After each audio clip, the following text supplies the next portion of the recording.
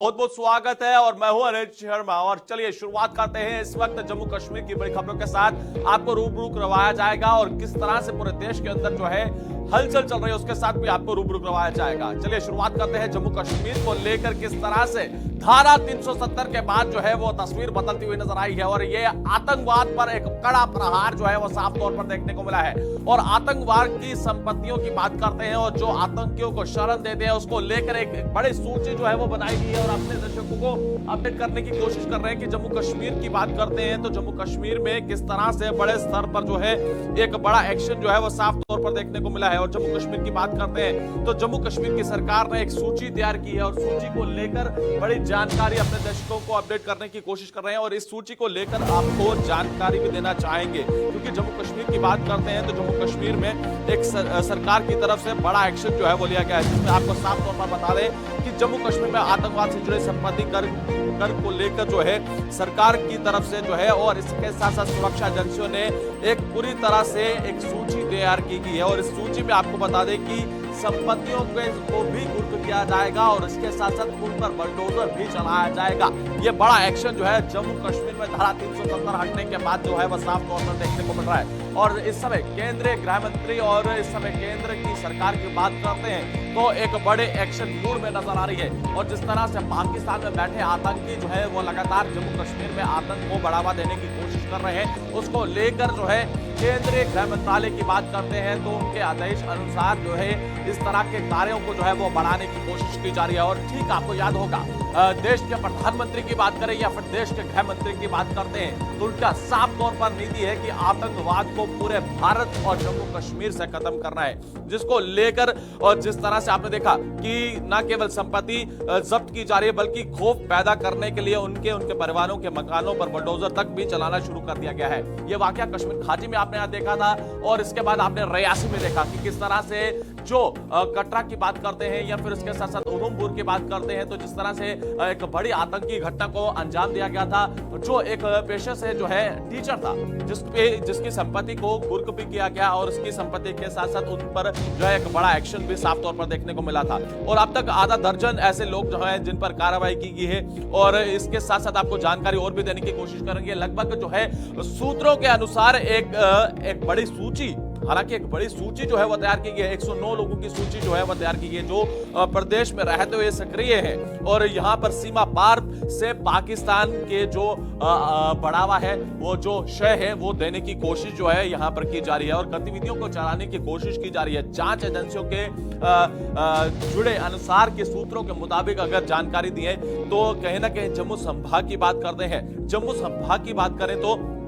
या फिर कश्मीर संभाग की बात करते हैं। सबसे पहले आपको जम्मू संभाग की बात करें तो किश्तवाड़, डोडा, रियासी, राजौरी, पुंछ जिले में आतंकवादी तथा उनके मददगारों की सूची को तैयार किया गया है और अब इनकी संपत्तियों पर जो है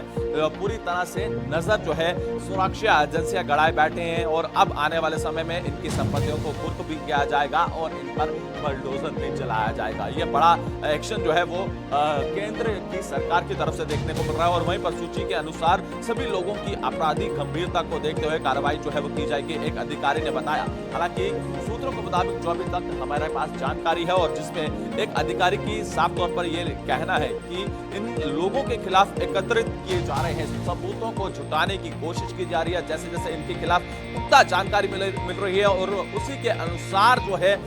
ये बड़ा एक्शन जो है वो देखने को मिल रहा है जिसके चलते आपने देखा होगा हाल ही के दिनों में एसआई की बात करते हैं, एसआईए की बात करें, एसआईयू की बात करें या फिर एनआईए की बात करते हैं तो बड़े स्तर पर जो है संपत्तियों को कुर्क भी किया जा रहा है और इनकी संपत्तियों के साथ साथ जो है इस पर बुलडोजर भी चलाए जा रहे हैं। और वहीं पर आपको बता दें कि एक सूची और भी तैयार की गई है जिसकी सूची को लेकर हम आपको जानकारी देते हैं जिसमें यह कहा जा रहा है सूत्रों के मुताबिक जानकारी आपने दर्शकों को अपडेट कर दें कि जो ओवरग्राउंड वर्कर जो है उनकी संपत्तियों को भी आने वाले समय में कुर्क किया जाएगा। हालांकि जो भी आतंकियों को शरण देते हैं उन्हें खाना मुहैया करवाते हैं, उन्हें राशन मुहैया करवाते हैं या फिर उन्हें कैश मुहैया करवाते हैं। अब इन सब पर जो है केंद्र सरकार और सुरक्षा एजेंसियों की पूरी तरह से नजर है। और बता दें कि जिस प्रकार आतंकवाद और देश विरोधी गतिविधियों से जुड़े लोगों की सूची को तैयार किया जा रहा है इनमें ओवरग्राउंड वर्कर्स भी शामिल है। ऐसे में लोगों की सूची शामिल जो है वो काफी समय से पहले पाकिस्तान पाकिस्तान से जो है भाग चुके हैं, जो लगातार पाकिस्तान से बैठे ये मॉडल स्प्रेंटे जो है वो जम्मू कश्मीर में चलाने की कोशिश कर रहे हैं। और आपको बता दें कि धारा 370 हटने के बाद जो है ये एक बड़े पैमाने पर जो है वो कार्रवाई देखने को मिल रही है। और वहीं पर अनुच्छेद 370 हटने के बाद आतंकवाद को काबू पाने के लिए दिशा में तेजी से काम जो है वो किया जा रहा है। और वहीं पर आपको बताया कि मैंने पहले ही केंद्रीय गृह मंत्रालय की सहित के बाद उपराज्यपाल मनोज सिन्हा प्रशासन ने सरकार की नौकरियों में बैठे दागियों को भी दागियों की बात करते हैं। आप ये दागियों की बात करें तो दागियों पर अब बड़ा एक्शन जो है वो साफ तौर पर देखने को मिल रहा है। और दागियों की बात करते हैं, दागियों पर किस तरह से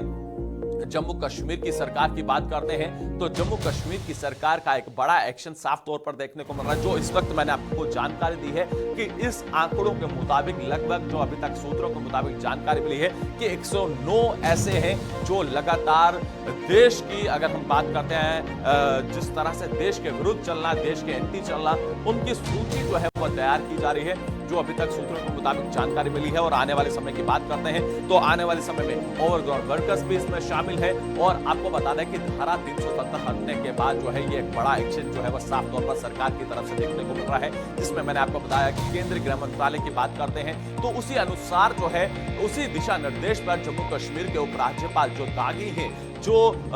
जिस तरह से आपको बता दें कि जो दागी हैं, जो सरकार में बैठे हुए जो कार्य कर रहे हैं, और उन पर भी नकेल कसी जा रही है। और वहीं पर ठीक मैंने आपको बताया कि जम्मू कश्मीर के उपराज्यपाल मनोज सिन्हा की बात करते हैं तो उनकी पूरी तरह से दागियों पर नजर है और जल्द उनकी संपत्तियों और उनके साथ जो पूरी तरह से शेल्टर देते हैं, उनको शरण देते हैं, तो आने वाले समय में उन पर भी एक कड़ा एक्शन जो है वो देखने को मिल सकता है। और जिस तरह से उनकी संपत्तियों को कुर्क भी किया जा सकता है और उन पर जो है उनके घरों पर बुलडोजर भी चलाया जा सकता है। और यूपी में आपने देखा कि यूपी के अंदर किस तरह से एक बड़े स्तर पर जो है इसी तरह से एक बड़ा एक्शन जो है वो साफ तौर पर देखने को मिल रहा है। योगी आदित्यनाथ की बात करते हैं तो जिस तरह से वो मुख्यमंत्री है और मुख्यमंत्री के तौर पर जो है वो बड़ी से बड़ी कार्रवाई जो है वहां पर करते हुए नजर आए हैं। और जिस तरह से आतंकवाद है या फिर उसके साथ साथ जो दहशतगर्द हैं, जो देश के खिलाफ चलते हैं, उन पर जो है वो कड़ा एक्शन भी किया जाता है। उसी अनुसार जो है ये जानकारी सूत्रों के मुताबिक जो है, जो आंकड़े हमें बताते हैं और सूत्रों की तरफ से जानकारी जो दी गई है, 109 लोगों की सूची जो है वह तैयार की गई है। तो आने वाले समय में उनकी संपत्तियों को भी कुर्क किया जाएगा और उसी के साथ साथ जो है उनके घरों पर भी बुलडोजर चलाया जाएगा। चलिए बढ़ते हैं अगली खबर की ओर और अगली खबर की शुरुआत करना चाहेंगे। जम्मू कश्मीर की बात करते हैं तो जम्मू कश्मीर के अंदर नशा तस्करी को लेकर, जम्मू कश्मीर में बुकी के मामले को लेकर पंजाब लेकर जा रहे थे और इससे संबंधित मामले में 4 लोगों को गिरफ्तार किया गया है। इन 4 तस्करों पर जो है वो काबू पाया गया है। ये बड़ी जानकारी अपने दर्शकों को अपडेट कर दें कि इनके पास से जो है लगभग जो है 90,000 के करीब जो है वो कैश बरामद किया गया है और इसी के साथ साथ 2.5 ग्राम जो है वो बुकी भी बरामद की गई है। ये बड़ा एक्शन जो है आपको बता दें कि एक बड़ा एक्शन साफ तौर पर देखने को मिल रहा है। और जम्मू कश्मीर की बात करते हैं तो जम्मू कश्मीर में नशा तस्करों की बात करते हैं, नशा तस्करों पर किस तरह से नकेल कसी जा रही है, इसका एक तस्वीर जो है वो साफ तौर पर देखने को मिली है। जम्मू कश्मीर की बात करते हैं तो जम्मू कश्मीर में नशा तस्करों की बात करते हैं तो नशा तस्करों पर किस तरह से नकेल कसी जा रही है, ये एक साफ तौर पर तस्वीर जो है वो दर्शाने की कोशिश की जा रही है। और इस तस्वीर में सफलताएं जो है वो जम्मू कश्मीर पुलिस और एंटी नारकोटिक्स फोर्स की बात करते हैं, जो मिलकर इन ऑपरेशंस को अंजाम दे रहे हैं और जम्मू कश्मीर में बड़े स्तर पर जो है वो एक्शन मोड में नजर आ रहे हैं। जम्मू कश्मीर की बात करते हैं तो जम्मू कश्मीर में ये पूरा मामला जो है वह सिद्धड़ा से निकट जो है वो पेश आया है। और इस मामले में आपको बता दें कि 4 नशा तस्कर जो पंजाब के बताए जा रहे हैं, ये खेप लेकर कश्मीर से, आपको बता दें कि कश्मीर से पंजाब लेकर जानी थी और पंजाब के अंदर ये नशे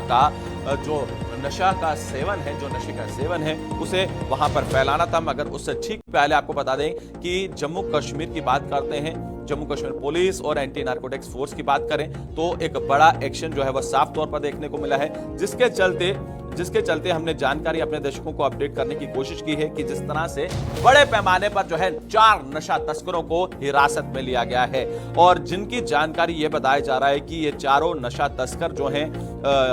लगभग ये जानकारी मिल रही है कि ये चारों नशा तस्कर जो हैं ये पंजाब के बताए जा रहे हैं और पंजाब में ये नशे का सेवन जो है वहां पर लेकर जाना था और वहां पर जो है इस नशे के सेवन को बढ़ाना था। और इस नशे से जो है जिस तरह से लगातार आप देख रहे हैं कि जम्मू कश्मीर की बात करते हैं तो जम्मू कश्मीर में किस तरह से चाहे वो जम्मू है, चाहे वो कश्मीर है या फिर पंजाब है, किस तरह से नशे के सेवन में उसे डालना है। और ये पूरा षड्यंत्र आपको बता दें कि पंजाब के अंदर किस तरह से रचा जा रहा है और ये इसके पीछे का कारण सिर्फ पाकिस्तान है, जो पाकिस्तान लगातार षड्यंत्र रचने की कोशिश कर रहा है कि चाहता है कि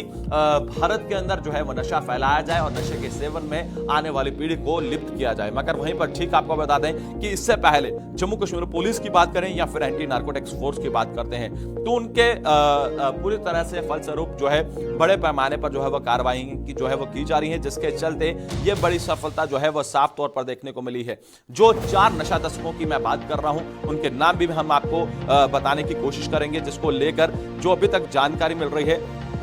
इन नशा तस्करों ने जो लगातार जम्मू कश्मीर में लगातार इससे ठीक पहले भी जो है इस तरह के कारनामे करने को कोशिश की है, मगर इस समय आपको बता दें कि इस समय जो है पुलिस का एक बड़ा एक्शन जो है वो साफ तौर पर देखने को मिला है और इन 4 नशा तस्करों को हिरासत में लिया गया है। जानकारी के अनुसार गांधीनगर पुलिस ने शास्त्री नगर स्थित अमूल फैक्ट्री के पास हाईवे पर खड़ी 4 लोगों को पकड़ा और वहीं पर रविवार दोपहर 4 पंजाब जाने के लिए बस का इंतजार कर रहे थे। तभी पुलिस ने पुख्ता सूचना होने के अनुसार जो है वो तलाशी ली और उसी के बाद जो है तलाशी के अनुसार आपको बता दें कि इनके पास से 20 किलो पुक्की जो है वो बरामद की गई और पूछताछ में पता चला कि ये लोग कश्मीर में ये जो है मजदूरी करते हैं और आरोप में आपको बता दें कि जिसमें सतनाम सिंह नाम बताया जा रहा है, जो मुख्य रूप से तरन तरा का रहने वाला है, और विक्की शर्मा निवासी जलंधर, और जिसमें ये जानकारी मिली है कि विक्की शर्मा जिसका नाम बताया जा रहा है ये जलंधर का रहने वाला है। और इसी के साथ साथ आपको बता दें कि रिंकू सिंह जो आपको बता दें कि अमृतसर का रहने वाला है। मुख्य ये 3 से 4 नाम जो इस वक्त अपने दर्शकों को अपडेट करने की कोशिश कर रहे हैं। और वहीं पर आपको बता दें कि इनके पास से 14 किलो के करीब जो है और भी बरामद की गई है और 3-3 किलो बुक्की भी बरामद की गई है। थाना प्रभारी पंकज शर्मा का कहना है कि ये लोग कश्मीर में मजदूरी करते हैं और वहीं पर बुक्की को लेकर ये पंजाब लेकर जाना चाहते थे। और जिस बीच जो है ये बड़ी सफलता जो है इस समय जम्मू कश्मीर पुलिस की बात करते हैं तो उनको हाथ लगी है। और जिससे जानकारी ये भी हम अपने दर्शकों को देने की कोशिश कर रहे हैं कि जम्मू कश्मीर में किस तरह से बड़े पैमाने पर जो है एक बड़ा एक्शन जो है नशा तस्करों पर देखने को मिल रहा है, जिसके फलस्वरूप जो है ये बड़ी सफलता जो है वह साफ तौर पर देखने को मिली है। क्योंकि जम्मू कश्मीर की बात करते हैं तो जम्मू कश्मीर में नशा तस्करों पर बड़े पैमाने पर जो है वह नकेल कसी जा रही है, जिसके चलते ये एक बड़ी सफलता जो है वो जम्मू कश्मीर पुलिस को हाथ लगी है।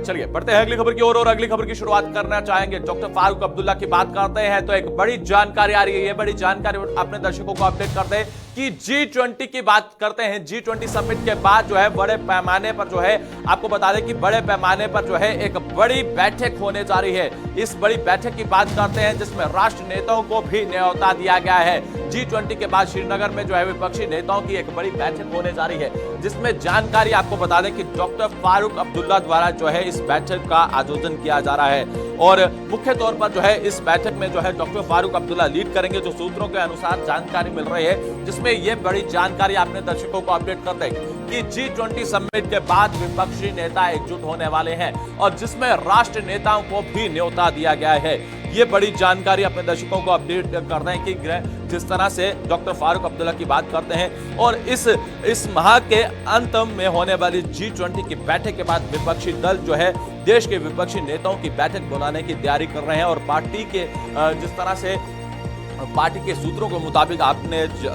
दर्शकों को अपडेट कर दें कि डॉक्टर फारूक अब्दुल्ला की अगुवाई में प्रदेश में विपक्षी जो है सांसदों के अलावा और इसी के साथ साथ भाजपा के मुख्यमंत्रियों को भी बुलाने की तैयारी की जा रही है। हालांकि एक बड़ी बात यह है साफ तौर पर देखने को मिल रही है, जिसमें भाजपा के नेताओं को भी बुलाने की कोशिश होगी। हालांकि एक तरफ विपक्ष की बात की जा रही है और कहीं ना कहीं इसमें जो पार्टी के सूत्र हमें जानकारी दे रहे हैं जिसमें भाजपा को भी न्योता दिया जा सकता है। मगर एक तरफ विपक्ष की बात हो रही है और दूसरी तरफ भाजपा को भी बुलाने की कोशिश की जा रही है। तो कहीं ना कहीं ये किस तरह की दोहरी मापदंड की राजनीति यहाँ पर देखने को मिल रही है। और वहीं पर डॉक्टर फारूक अब्दुल्ला की तारीफ से बुलाई जा रही विपक्षी बैठकों का गठ जो है, दल जो मिशन स्टेटहुड के अध्यक्ष की बात करते हैं, सुनील टिम्पर की बात करें तो उनके अनुसार जो है ये भी जानकारी दी जा रही है। उनका ये भी कहना है और ये भी कहना है कि आने वाले समय में G20 समिट जो है वो समाप्त होने वाला है और G20 समाप्त होने के बाद जो है विपक्षी नेताओं की बात करते हैं तो विपक्षी नेता तो एकजुट हो रहे हैं, मगर यहाँ पर एक चीज साफ तौर पर देखने को मिल रही है। एक चीज यहाँ पर ये देखने को मिली है कि इस G20 समिट होने के बाद विपक्षी नेता एकजुट जो है वो कश्मीर में होंगे, जिसकी अध्यक्षता जो है डॉक्टर फारूक अब्दुल्ला करेंगे, जिसमें राष्ट्रीय नेता भी शामिल होंगे, सांसद भी शामिल होंगे। और इसी के साथ साथ एक जानकारी ये भी मिल रही है कि इस पूरी बैठक के अंदर भारतीय जनता पार्टी के नेताओं को भी बुलाया जा सकता है। मगर यहाँ पर ये दोहरा मापदंड जो है वो देखने को मिल रहा है। एक तरफ ये कहा जा रहा है कि विपक्ष के खिलाफ जो है ये जिस तरह से विपक्ष एकजुट जो है होकर जो है वो केंद्र के खिलाफ होकर जो है एक बड़ी बैठक का आयोजन करना जा रहा है। और मगर पार्टी के सूत्रों के अनुसार अगर आज जानकारी देखें तो उनका ये कहना है कि जिसमें भाजपा भी शामिल हो सकती है। अगर भाजपा शामिल होती है तो इस बैठक का मतलब क्या होगा और मकसद क्या होगा। अगर विपक्ष एकजुट होता है तो मकसद साफ है कि आने वाले 2024 का चुनाव, क्योंकि 2024 से पहले किस तरह से विपक्ष जो है वो एकजुट होने की कोशिश कर रहा है, चाहे वो आपने देखा कि किस तरह से कर्नाटक चुनावों की बात करते हैं या फिर इससे पहले ठीक दिल्ली की बात करते हैं, दिल्ली के अंदर किस तरह से विपक्ष जो है लगातार बैठक का दौर जो है वो करता हुआ नजर आ रहा है। मगर वहीं पर डॉक्टर फारूक अब्दुल्ला की बात करते हैं तो उनके अनुसार जो अभी तक जानकारी मिल रही है कि वो एक बड़ी बैठक का आयोजन करने जा रहे हैं। G20 समाप्त होने के बाद जो है कश्मीर घाटी के अंदर जो है राष्ट्र नेताओं को आमंत्रित किया जाएगा और उसके बाद जो है एक बड़ी बैठक का आयोजन होगा। और उस बड़ी बैठक में साफ तौर पर मुख्य बिंदु ये हो सकता है कि 2024 में किस तरह से केंद्र की सरकार को जो है वह गिराया जाए। मगर आने वाले समय में ये जनता पर निर्भर होगा कि विपक्ष जो है किसको हासिल होती है और सत्ता किसको हासिल होती है, कि किसके सिर जो है वह ताज सजता है, ये जनता पर निर्भर रहता है। क्योंकि विपक्ष का बात करते हैं या फिर केंद्र की बात करते हैं, जो इस समय सत्ता में सरकार है, क्या एक बार फिर से वह सत्ता का सुख भोगेगी या फिर सत्ता से बाहर होगी। क्या विपक्ष को एक बार फिर से मौका मिल पाएगा या नहीं मिल पाएगा, ये एक बहुत सारे सवाल हैं जो आने वाले समय में आने वाले समय में जो है उनके पर्दे जो है वो खुलते हुए नजर आएंगे। मगर ठीक उससे पहले आपको बता दें कि डॉक्टर फारूक अब्दुल्ला की बात करते हैं तो जिस तरह से जानकारी सूत्रों के अनुसार मिल रही है कि G20 समाप्त होने के बाद ये एक बड़ी बैठक का आयोजन होने जा रहा है, जिसमें डॉक्टर फारूक अब्दुल्ला जो है वो इस पूरी बैठक की अगुवाई करते हुए नजर आएंगे। और आने वाले समय में क्या कुछ इस बैठक में होगा वो मुख्य बिंदु रहेंगे, क्योंकि मुख्य बिंदु में 2024 का चुनाव, उसके मद्देनजर जो है इस बैठक को मुख्य तौर पर माना जा रहा है। और आने वाले समय में क्या कुछ होगा वो भी हम आपके सामने लेकर जरूर हाजिर होंगे। मुझे और मेरी पूरी टीम को दीजिएगा इजाजत। नमस्कार।